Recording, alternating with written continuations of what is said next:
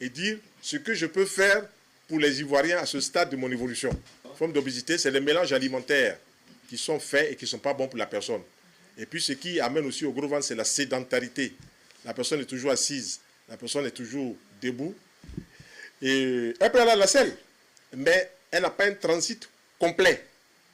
J'ai vu des gens qui sont venus avec le gros ventre, comme vous dites. Quand on leur a donné notre programme pour nettoyer le tube digestif, il y a des choses qu'elles avaient mangées il y a un mois qui sortaient maintenant.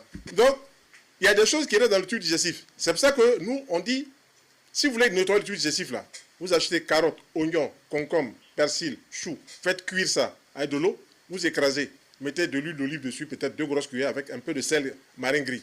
Vous buvez cela, un verre le matin, un verre le midi, un verre le soir, une assiette, ça va commencer à nettoyer le tube digestif. Vous avez fait beaucoup de gaz, il y a des gaz, et puis les saletés, les impuretés, les matières indésirables vont commencer à sortir. Dit, si on rentre dans cette démarche, on est gagnant. Voilà. Moi, j'ai fait beaucoup d'erreurs aussi, c'est ce qui m'a permis de perdre mes cheveux. Mais je veux dire que tout ça, c'est lié au stress.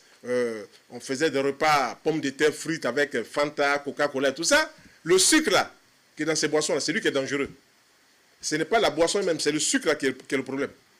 Et si vous mangez n'importe quel repas, que vous mettez une boisson sucrée au sucre blanc, il y a danger à l'horizon.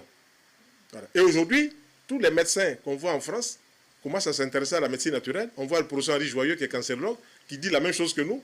Voilà. Mais nous, on n'a pas entendu le professeur Henri Joyeux pour parler de cela. C'est lui qui est rentré dedans et qui a commencé à comprendre beaucoup de choses. Il y a d'autres médecins qui parlent aussi de la médecine naturelle. Et tout ça, ça fait quoi? Ça ouvre la porte.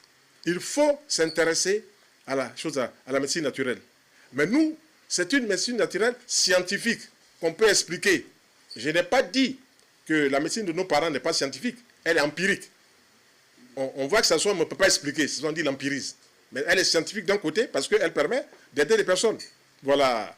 Et ce que je veux surtout faire ressortir, il y aura des stands où vous pourrez voir des produits, vous pourrez parler avec les praticiens sur les produits, et puis aussi pour assister aux conférences. Quand vous allez assister aux conférences, vous allez dire aïe, aïe, aïe, aïe, aïe. Il y a des choses qui vont vous renverser. Assez